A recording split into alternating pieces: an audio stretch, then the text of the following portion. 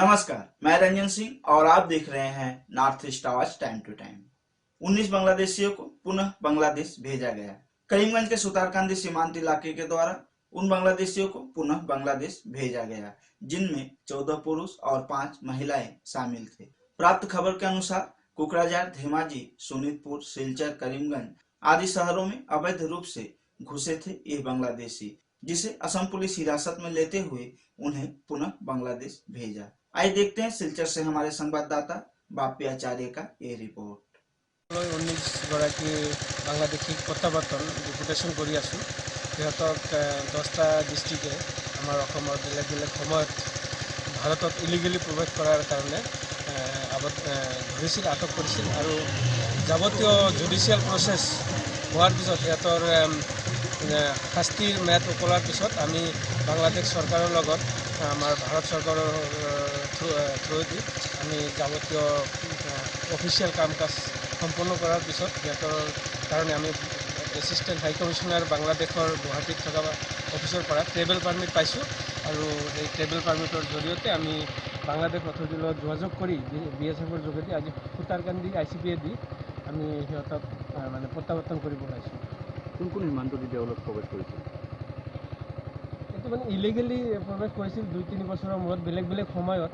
এতিয়া বেলেগ বেলেগ ডিষ্ট্ৰিক্টে ধৰিছিল, যেনেকুৱা আমাৰ কাছাৰৰ এজন আছে, তাৰপিছত আমাৰ কৰিমগঞ্জৰো 3জন আছে, এনেকৈ আৰু ধুবুৰীৰ আছে, চৰাইদেউৰ আছে, শোণিতপুৰ আছে, ধেমাজিৰ আছে, তাৰপিছত কোকৰাঝাৰৰ আছে। বেলেগ বেলেগ সময়ত বেলেগ বেলেগ ঠাইত ধৰা পৰিছিল। কিমানজন? টোটাল 19 গৰাকী। মহিলা আছে নেকি? মহিলা 5জনী আৰু 14জন মানে পুৰুষ আছে। धन्यवाद। 2021 विधानसभा चुनाव के मद्देनजर असम भाजपा की तरफ से चुनावी बिगुल बजाया जा रहा है। बीजेपी प्लस 100+ को सफल बनाने के लिए करीमगंज में पिछले 2 दिन से भाजपा अध्यक्ष रंजीत दास सभी विधानसभा क्षेत्रों में पृष्ठ प्रमुख सम्मेलन में हिस्सा ले रहे थे। कल उन्होंने दक्षिण करीमगंज में भी पृष्ठ प्रमुख सम्मेलन में हिस्सा लिए, जहां 1991 के बाद कोई भी भाजपा प्रत्याशी विजय नहीं हुआ है। लेकिन भाजपा अध्यक्ष रंजीत दास का मानना है कि इस बार दक्षिण करीमगंज में भी कमल के फूल जरूर खिलेंगे। आइए देखते हैं सिलचर से हमारे संवाददाता बापी आचार्य का ये रिपोर्ट। কথা যদি একজন করে যদি ভোট ওনাদের ঘরের থেকে বা বন্ধুবর্গের থেকে যদি আনে তাহলে কত হলো ভাই? 1 কোটি। এই 1 কোটি মানুষের যদি ভোট দেয় তাও বিজেপির সরকার হবে। বেনিফিশিয়ারি যদি 96 লক্ষ মানুষ যদি ভোট দেয় তাও বিজেপির সরকার হবে। তো আগামী দিন শুধু বিজেপির সরকারের নয়, ভারতীয় জনতা পার্টি আগামী দিন নিশ্চিত রূপে বিজেপি প্লাস ইকুয়াল টু 100+ হবে। কাহিনী শুনবেন নাকি 100+-এর? কাহিনী শুনবেন, সত্যি কাহিনী। 60টা MLA আমাদের রয়েছে বিজেপির, দারুণ কাজ হচ্ছে, পছন্দ কাজ হচ্ছে। ওই 60টা MLA তো জিতবই আমরা। এজিপির কাছে রয়েছে 14খানা MLA রয়েছে, ওই জায়গাও কাজ হচ্ছে। ওই এজিপির কে টিকিট পায় না পায়, কতটি কমবে বাড়বে আমি জানি না, ওই 14টি কনস্টিটিউয়েন্সির আগামী দিন আমরা জিতব। 60 আর 14 যোগ করলে কত হলো ভাই? 74। বড়োল্যান্ডে 12টা সিট রয়েছে, এবার আমরা বড়োল্যান্ড দখল করেছি, 12টা সিট ওই জায়গায় পাবো। তো 12-র সঙ্গে যদি আমরা যদি 74 যদি যোগ করি তাহলে কত হলো? 86। ইউনাইটেড একটি রয়েছে, নির্দলীয় রয়েছে, আগামীবার নির্দলীয় হোক কি বিজেপি হোক এটা আমরা পাবো। কত হলো? 87। আর 87-এর সঙ্গে আমি যে অল্প আগে বললাম যে উজান আসামে গোলাঘাট, চরুপাঠার, মরিয়নি, টিটাগড়, নাজিরা, শিবসাগর, ডুমডুমা এবং নাওবৈশা, এই 8টি সিট নিশ্চিত রূপে আমরা পাবো। 87-এর সঙ্গে যদি 8টা যদি যোগ করি কত হবো? 95। বরাক ভ্যালি আমাদের 8টি সিট রয়েছে 15টার ভিতরে, এবার আমরা বলেছি 12টা সিট পাবো, 60টি সিট বাড়বে। 95-এর সঙ্গে যদি 7টা সিট যদি আমরা যোগদান করি কত হবো? 99। আর এইবার আমরা সোনাই কনসেপ্টে, সোনাই যেরকম করে একজন সংখ্যালঘু বন্ধুকে আমরা ভারতীয় জনতা পার্টি জিতেছি, ওই রকম করে এইবার সারা আসামে 7 জন কি 5 জন সংখ্যালঘুর মানুষ বিজেপির থেকে টিকিট দিয়ে আমরা জিতাইব। আর এই সারটা যদি দিকে তাহলে 99 এর সঙ্গে যদি 60টা যদি যোগ করি কত হবো 103। কংগ্রেস আর ইউডিএফ 22 থেকে 23টা সিট পাবে, তার থেকে বাড়বে না। বাকি অন্য রাজনৈতিক দল এই জিরো হবে, নতুন নতুন করে যারা দল খুললো লাম্ফালাফি করছে, টিভিতে দেখাচ্ছে, এক কিছু নেই ওনাদের। दिल में चिकित्सक बनने के ख्वाब लेकर दिन रात मेहनत कर बराक घाटी के वह 8 बच्चे जो मेडिकल कॉलेज में दाखिला के लिए एंट्रेंस परीक्षा भी उत्तीर्ण कर चुके थे, सूची में उनका नाम भी आ गया था। चाय एवं पूर्व चाय जनजाति के बच्चों के रूप में उनको चयनित किया गया था। सिर्फ उन बच्चों में ही नहीं बल्कि उनके परिवार तथा स्थानीय लोगों में भी खुशी का माहौल था कि चाय जनजाति से निकले हुए वो 8 बच्चे जो अब चिकित्सक बनने वाले हैं, उनको मेडिकल कॉलेज में अब दाखिला मिल जाएगा। लेकिन उनके सपने को चकनाचूर करते हुए स्वास्थ्य विभाग द्वारा एक निर्देश जारी किया गया, जिनमें ये कहा गया कि इन बच्चों को चाय एवं पूर्व चाय जनजाति के आधार पर चयनित किया गया था, लेकिन ये चाय और पूर्व चाय जनजाति से जुड़े हुए नहीं हैं। इस कारण वह अब मेडिकल कॉलेज में दाखिला नहीं ले पाएंगे। यह सुनते ही उन 8 बच्चों के साथ साथ बराक घाटी के सभी चाय जनजाति के लोगों में निराशा छा गया, मानो उनको रोने के सिवा और कोई रास्ता नहीं दिख रहा है। लेकिन सवाल यह है कि पहले इन बच्चों को कैसे चयनित किया गया, सूची में इनका नाम कैसे आ गया जब ये चाय एवं पूर्व चाय जनजाति से जुड़े हुए नहीं थे। कहा यह जा रहा है कि भाजपा के ही एक नेता हैं तेरस ग्वाला, जो इन 8 बच्चों का ख्वाब को चकनाचूर करने के लिए संबंधित विभागों में शिकायत दर्ज कराए थे कि ये बच्चे चाय एवं पूर्व चाय जनजाति से जुड़े हुए नहीं हैं। हम आपको बता दें कि Teras Gwala all Assam tea tribe student union के अध्यक्ष हैं और वो TNXT वेलफेयर विभाग में इसका शिकायत दर्ज कराए थे। तेरस ग्वाला द्वारा किया गया शिकायत के बाद TNXT वेलफेयर विभाग के माध्यम से स्वास्थ्य विभाग को यह शिकायत किया गया। बाद में स्वास्थ्य विभाग निर्देश जारी करते हुए इन 8 बच्चों की मेडिकल में होने वाली दाखिला को रोक दिया है।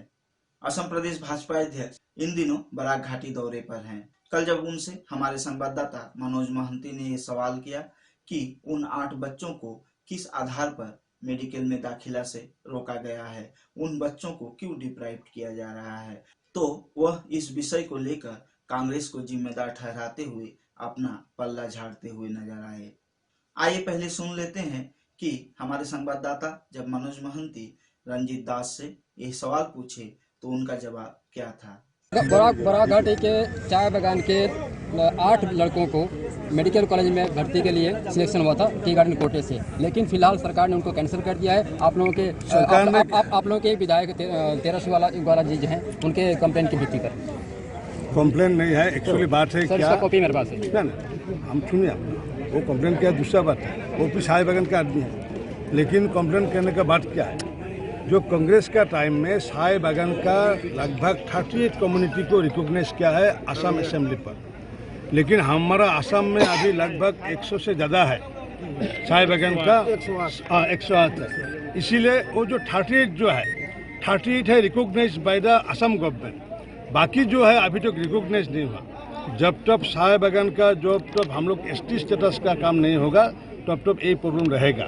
तो इसीलिए बाकी जो है उन लोग अभी चाय बागान है लेकिन रिकॉग्नाइज नहीं है, और पी माजी ने जो कांग्रेस का टाइम में 38 सब टाइप को रिकमेंड करने के लिए अभी ये प्रॉब्लम आ रहा है। सर, अपार असम का मतलब ब्रह्मपुत्र वैली का टी गार्डन और बराक वैली का टी गार्डन का मतलब क्राइटेरिया में फर्क है सर। यहाँ के लोग मतलब जो कास्ट के नहीं है वहाँ पर सर्वे नहीं है, वहाँ भी हुआ है, ब्रह्मपुत्र वैली में भी हुआ है। ये जो 8 बच्चे जो डिप्राइव हुए हैं इन लोगों को क्या अभी जो कॉन्स्टिट्यूंसी में नहीं होने से तो क्या करेगा, कॉन्स्टिट्यूंसी में तो होने पड़ेगा। हम बोला है क्या जो आसाम असेंबली में रिकॉग्नाइज किया है 38 ने क्या है, अगर उन लोग रिकॉग्नाइज जो है सब ट्राइब है तब हम लोग का MP साहब है, MLA साहब है, उन लोग देखेंगे निश्चित रूप से उनका होगा अगर वो 38 में है। सर, स्वतंत्रता के पहले टी गार्डन में 95% लोग सर बीजेपी में वोट देते हैं। अभी स्वतंत्रता के पहले 200 साल 250 साल से लोग यहाँ पे रह रहे हैं, और उन्हीं लोग जो टी गार्डन में लेबर भी हैं आज भी उनके माँ बाप टी गार्डन में काम कर रहे हैं। और इसलिए तो गलती तो हम लोग का नहीं है ना, कांग्रेस सरकार ने क्या किया है 29 कम्युनिटी को रिकॉग्नाइज किया है। तो सर गलती तो गलती उन लोग को जाकर के पहले बोलना आप लोग तो पड़ेगा। हम तो ना, हम लोग रेक्टिफाई कर सकते हैं सर। ना करेगा। ये जो पी टाइप जॉब हम लोग एसटी करेगा तो 108 जो है 108 ही मिलेगा, एसटी मिलेगा तो मिलेगा, एसटी 10 मिलेगा। तो सुना आपने, रंजीत दास का कहना था कि सिर्फ 38 जनजातियों को ही असम सरकार द्वारा चाय एवं पूर्व चाय जनजाति के रूप में मान्यता मिला है, जिसके कारण वर्तमान भाजपा सरकार इन 8 बच्चों के लिए फिलहाल कुछ नहीं कर पा रही है। लेकिन सवाल है कि पहले उन्हें चयनित कैसे किया गया। लेकिन बराक घाटी में चाय एवं पूर्व चाय जनजाति से जुड़े हुए माना जाता है। सवाल सिर्फ इन 8 बच्चों की नहीं है, सवाल यह है कि आगे चलकर यह संख्या और भी बढ़ सकती है। फिलहाल भाजपा सरकार को इस विषय पर गौर देना चाहिए, क्योंकि बराक घाटी में रह रहे सभी हिंदी भाषी एवं चाय जनजाति के लोगों में निराशा छाया हुआ है और आने वाले विधानसभा चुनाव में कहीं भाजपा को इसका खामियाजा न भुगतना पड़े। फिलहाल आइए बढ़ते हैं हम अपने अगले खबरों की ओर। बराक घाटी में मछली का जो मूल्य है उसका नियंत्रण करने के लिए कछार मत्स्य विभाग कार्यालय में एक मत्स्य मजलिस का आयोजन किया गया, जिसमें एक काउंटर का शुभारंभ किया गया। असम राज्य के मत्स्य विभाग के मंत्री परिमल शुक्लबैद्य का कहना था कि अगर सिलचर के फाटक बाजार में जिस मछली का किलो 500 रुपए होगा वह एक काउंटर में 350 रुपए में मिलेंगे। इस मौके पर असम राज्य के वन पर्यावरण एवं मीन विभाग के मंत्री परिमल शुक्लबैद्य के साथ साथ सिलचर विधायक दिलीप कुमार पाल, डीआईजी दिलीप कुमार दे, कछार जिला उपायुक्त कृति जल्दी उपस्थित थी। आइए देखते हैं सिलचर से हमारे संवाददाता बापी आचार्य का यह रिपोर्ट। मत्स्य खंडत आम स्थानीय जिসকল মৎস্য চাষী তেওঁলোকে बहुत परिश्रमे आमार मत्स्य खंडखन जाते धुनिया কৰিব পাৰে, উঠাই নিব পাৰে তেওঁৰ কাৰণে প্ৰয়াস কৰি আছে। কিন্তু ইদানিং কালত আমাৰো জানা আছে, সেইকাৰণে আমি আমাৰ 3গৰাকী ডিচি আমাৰ বৰাক উপত্যকা আমাৰ হাইলাকান্দি কৰিমগঞ্জ কাছাৰ এমপিচিৰ লগত আমি কথা পাতিছোঁ যে বাহিৰৰ পৰা উইদাউট কোনো চালানো দেখা নাই, পাৰ্মিট দেখা নাই বা কিবা ট্ৰান্সপৰ্টেশ্যনৰো কি আছে তেওঁলোকে নাজানো, এনেকুৱা কিছুমান মাছ অহাৰ কথা আমি মাৰ্কেটত অহা মানে কি এনেকুৱা স্থিতি যে তেওঁলোকে একেবাৰে নিম্নতম মূল্যত তেওঁলোকে বিক্ৰী কৰিছিল। এইটো ধাৰণা হয় যে তেওঁলোকে মাছের যিটো কাৰ্টনের ভিতৰত অথবা আৰু বেলেগ বয় বস্তু লৈ আনিব পাৰে আৰু সেইটো বিক্ৰী কৰিলে তেওঁলোকৰ লাভ হৈ যায় আৰু এইটো ৱেষ্ট হিচাপে ইয়াতে একেবাৰে কম মূল্যত বিক্ৰী কৰে। এই সন্দৰ্ভত কেইদিন আগতেও আমাৰ প্ৰায় 17টা কাৰ্টুন হাইলাকান্দি জ্বলাই আমাৰ যিটো বাছৰামেৰ ফালৰ পৰা জব্দ কৰিছে, সেইটো মালিক বা ক'ৰ পৰা আহিছে এইবিলাক কোনো তথ্য আমি পোৱা নাই। ঠিক এনেকুৱা আমাৰ কাছাৰে বা কৰিমগঞ্জো চেষ্টা চলাই আছে যে এই মাছবিলাক কাৰণ নদী পথে হয়তো কোনপিনে লৈ আনিছে আমি নাজানো, কিন্তু এইটো ইনভেষ্টিগেশ্যনো চলি আছে আৰু গোটেইখিনি কামো চলি আছে যাতে ভৱিষ্যতত অবৈধভাৱে কোনো মাছ আহিব নোৱাৰে। আজি এটা কথা আহিছে যে এই যে মাছবোৰ যিবিলাক জাপানী হওক আৰু ৰৌ হওক বৰালি হওক, যিটো আমাৰ স্থানীয় মাছটো প্ৰায় 500 টাকাৰ তলত কেজি বেচিব নোৱাৰে, কিন্তু বাংলাদেশী মাছ যিটো 200, 250, 300 টাকা বেচে, এই মাছৰ লগতে কোনো ড্ৰাগছ বা কোনো ধৰণৰ বেয়া কোনো হ'ব পাৰে। এইটো ইনভেষ্টিগেশ্যনে ইন ফিউচাৰত প্ৰমাণ হ'ব, কাৰণ আমাৰ ডিচি বা এছপি 3টা ডিষ্ট্ৰিক্টে তেওঁলোকে লাগি আছে আৰু তথ্য যেতিয়াই পাব তেতিয়া আমি গম পাই যাম, কাৰণ আমিতো এই মানুহবিলাকেই খুঁজি পোৱা নাই, তেওঁলোকে পেলাই থৈ যায়। তাতে এই ক্ষেত্ৰত কি ৰহস্য লুকাই আছে এইটো অনুসন্ধানের পাছতেই আমি ক'ব পাৰিম। वक्त हो चला है एक छोटा सा ब्रेक का। ब्रेक के बाद बाकी है और कई अहम खबरें। आंधी हो या तूफान, छोटा घर या मकान, ये दीवारें सब झेलता है, मजबूती से सालों चलता है। बराक वैली की नई पहचान, मजबूती का दूसरा नाम, valley cement. Valley strong, very strong. अगर आने वाले हैं आपके घर में भी मेहमान, तो जल्द से ले आए बिरला गोल्ड चाय, जिसके कन कन में है ताजगी वो सुगंध और दाम औरों से है कई गुना कम। जी हाँ, जयश्री टी इंडस्ट्री कछार की प्रोडक्शन बिरला गोल्ड टी, पहले आजमाए फिर करें विश्वास। ब्रेक के बाद पुनः एक बार आपका स्वागत है। अनुसूचित जाति के विकास के लिए सक्रिय रूप निभाते हुए आज असम राज्य के वन एवं पर्यावरण मंत्री परिमल शुक्लबैद्य बोरजलंगा के सामाजिक संगठन पायनियर संघ परिसर में डॉक्टर भीमराव अंबेडकर भवन का आधारशिला रखे। इस मौके पर उपस्थित थी पश्चिम धोलाई जिला परिषद सदस्य लक्ष्मी रानी यादव, रोजकांदी चाय बागान के महाप्रबंधक ईश्वर भाई वादिया, सुबुद दास बुल्टी देव प्रमुख। आइए देखते हैं। আমরা আরো অন্যান্য যারাই ছিলেন তাদের কথাও বলেছেন, সঙ্গে আমাদের মাস্টারদের কথাও বলেছেন, আর খুব সতর্ক করেছিলেন সমাজ সেবার ক্ষেত্রে। আপনারা আজকের দিনে বিভিন্ন প্রতিষ্ঠানে কিভাবে আমরা সব স্তরে আমরা উন্নয়নের পথে দেখাতে পারি। বন্ধুরা, আমরা জানি শুধু আপনাদের এই পরিসরে সভা কাজ আপনারা করে থাকেন, আপনারা সামাজিকভাবে যে দায়বদ্ধতার নিদর্শন আপনারা দিয়েছেন, এই এখানে আজকে যে মূল দুটো উদ্দেশ্য নিয়ে আমরা এখানে এসেছি। প্রথম উদ্দেশ্য হচ্ছে যে আম্বেদকরজির কথা আজকের দিনে সমগ্র বিশ্বের মানুষ জানে। আমরা 72 বছর এই গণতান্ত্রিক দিবস হিসেবে আমরা পা দিয়েছি। কিছুদিন আগে 26 জানুয়ারি গিয়েছে, আর আমরা জানি বাবা সাহেব আম্বেদকরের নেতৃত্বে আমাদের সংবিধান রচনা হয়েছিল, আর এই সংবিধানের মাধ্যমে আজকের দিনে এই রাষ্ট্র, এই রাজ্য, এই সমাজ পরিচালিত হচ্ছে। এত বড় মেধা, যে মেধা কোনো বিকল্প আজ পর্যন্ত ভারতবর্ষে সৃষ্টি হতে পারেনি, এত বড় মেধা সম্পন্ন ব্যক্তি, এই ব্যক্তির নির্দেশে যে সংবিধান রচনা হয়েছিল, আর শুধু সংবিধান নয়, ওনার ব্যক্তিগত জীবনও আমরা দেখেছি সমাজের প্রত্যেক স্তরে কিভাবে পিছিয়ে পড়া মানুষগুলোকে আমরা উন্নয়নের রাস্তা দেখাকে চিহ্নিত করে কিভাবে আমরা তাদেরকে শক্তি যোগাতে পারি, তার প্রয়াস বাবা সাহেব আম্বেদকরের জীবনে প্রত্যেকটা এখানে একটা ঘর নির্মাণ করবে। असम प्रदेश बंगाली उन्नयन परिषद के चेयरमैन पद का शपथ लेकर वापस सिलचर लौटे भारतीय जनता पार्टी के जातीय परिषद सदस्य रूपम शाह।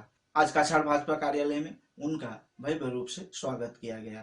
इस अवसर पर कछाड़ भाजपा के कोषाध्यक्ष गोपाल राय, कछाड़ भाजपा के social media convenor Saumitra Kumar Dev, Babul Kewat, Partha Dev सहित कई भाजपा कार्यकर्ताओं ने उत्तरीय देकर उनका स्वागत किया।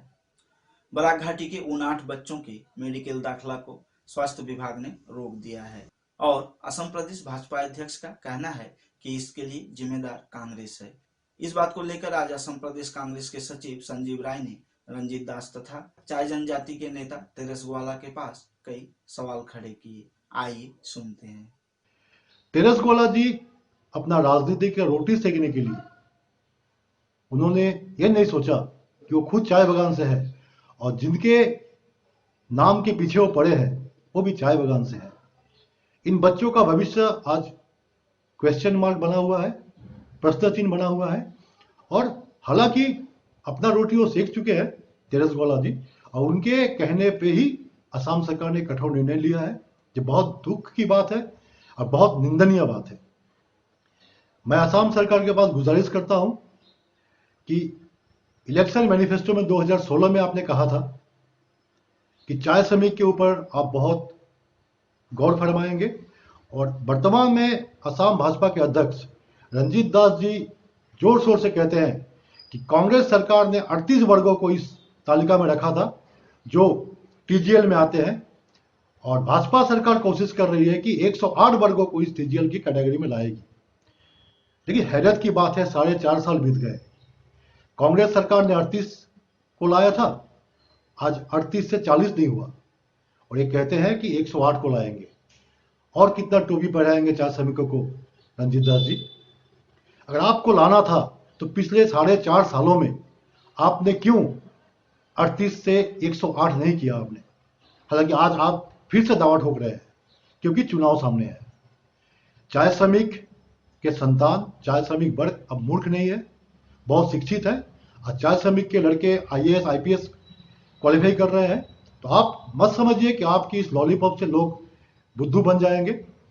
मैं समझता हूं, मेरे एक गुजारिश है इस वीडियो के माध्यम से असम सरकार के पास कि आप तुरंत जो ऑर्डर के मार्फत आपने इनका दाखिला रद्द किया है, इन 8 बच्चों को वापस लीजिए, ताकि असम के माननीय मुख्यमंत्री जो बड़े बड़े वादे करते हैं कि बराक घाटी और ब्रह्मपुत्र घाटी को एक आंख से देखते हैं, एक कम से कम कुछ हद तक सही साबित हो। कछार जिले के बोराखाई में गौड़ समाज के 3 दिवसीय महासम्मेलन का शुभारंभ शुक्रवार को हुआ। बोराखाई में गौड़ संगठन के ध्वज फहराकर एवं दीप प्रज्वलन के माध्यम से कार्यक्रम का शुभारंभ किया गया। इस अवसर पर बोराखाई गौड़ समाज समिति ने बराक घाटी के गौड़ समाज के लोगों को बढ़ चढ़कर हिस्सा लेने के लिए आग्रह प्रकाश किए। आज इस अवसर पर बराक वैली गौड़ समाज के अध्यक्ष सीताराम गौड़, महासचिव चौधरी चरण गौड़, सह सचिव सूर्य प्रसाद गौड़ ने उपस्थित रहकर सभी गौड़ संप्रदाय के लोगों से सम्मेलन में हिस्सा लेने के लिए आग्रह प्रकाश किए। गौड़ समाज का यह 3 दिवसीय सम्मेलन 31 जनवरी तक चलेगा। वैली गौड़ समाज के ओर से एगो महासभा के आयोजन करल गई। महासभा 29, 30, 31 3 दिन चली। ये तीनों दिन में हमने के गौड़ समाज के डेवलपमेंट, सांस्कृतिक अनुष्ठान के बारे में चर्चा हुई और में हमने जो पिछड़े के बानी जा ओके कैसे हमने आगे लेके जाइब जा, ये विषय लेके मेन विषय है, ये विषय लेके चर्चा। तो हमने गौड़ समाज के ओर से आज तो इना जा काल आरो आशा करतानी और बेसी संख्या में यहाँ जा। आज तक कम से कम 250-300 आदमी हुई, काल 1000 से ऊपर आदमी। सबसे पहले मैं बोराक वैली गौड़ समाज की ओर से सारे बोराक वैली की गौड़ भाइयों को सादर नमस्कार। आज अति हर्ष के दिन है। हम लोग 3 दिवसीय एक कार्यसूची के माध्यम में आज के कार्य की सूचना हुई। इस सूचना में आज हमारे गौड़ समाज की, बोराक वैली की गौड़ समाज जो है, उनको सबको एकत्रित करके हमको कैसे एक साथ चलना है, यही इसी के उद्देश्य, मुख्य उद्देश्य जो गौड़ समाज कैसे आगे जा सके, आगे उन्नयन कर सके, इसी के हेतु आज की जो 3 दिवसीय सम्मेलन है। और हमारे हर 3 साल के अंतराल में जो 84 समाज हम जिसको बोलते हैं, इसको 5 साल में, तो उसी को हम आगे बढ़ाते हुए ये कार्यक्रम रखा गया है।